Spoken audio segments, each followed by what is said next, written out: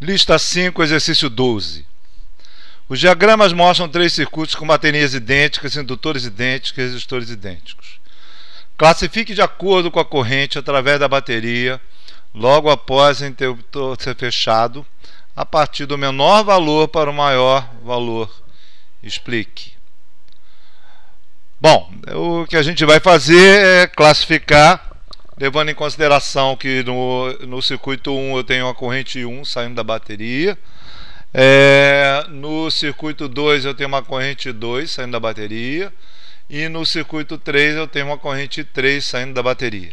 Então essas correntes são as correntes que saem da bateria nos três circuitos. No primeiro circuito os três elementos estão em série, então a corrente é a mesma nos três elementos. No circuito 2 e circuito 3 tem um ponto de nó que divide a corrente, passando uma corrente IA pelo resistor do meio nos dois circuitos e uma corrente B passando pelo indutor na direita nos dois circuitos. Bem, o primeiro, os três estão em série. Antes de eu fechar a chave, a corrente era 0.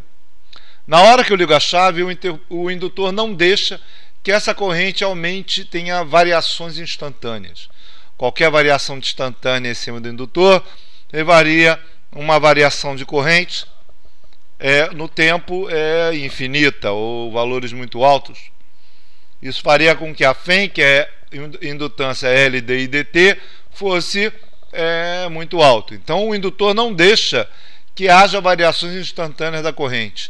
A corrente que está passando na hora antes de eu fechar a chave é 0, consequentemente na hora de eu fechar a chave a corrente no circuito 1 também é 0. Bom, no circuito 2 então a ideia é não deixa que haja variações instantâneas na corrente. No circuito 2 isso tudo que eu descrevi vai acontecer no IB. Na verdade aqui o IB vai ser 0 pelo mesmo motivo do circuito 1, isso é, antes de eu ligar a chave a corrente era 0, depois de eu ligar a chave a corrente é 0 também. Então eu não tenho corrente passando pelo indutor. Se eu não tenho corrente passando pelo indutor, a corrente I2, ela, no instante em que eu ligo a chave, ela é igual a IA e, consequentemente, igual a E sobre R, porque nesse ramo aqui a única resistência que eu tenho é essa do meio. Eu vou chamar ela de R e a outra de R também. Mas a única resistência que eu tenho é essa, consequentemente, a corrente é E sobre R.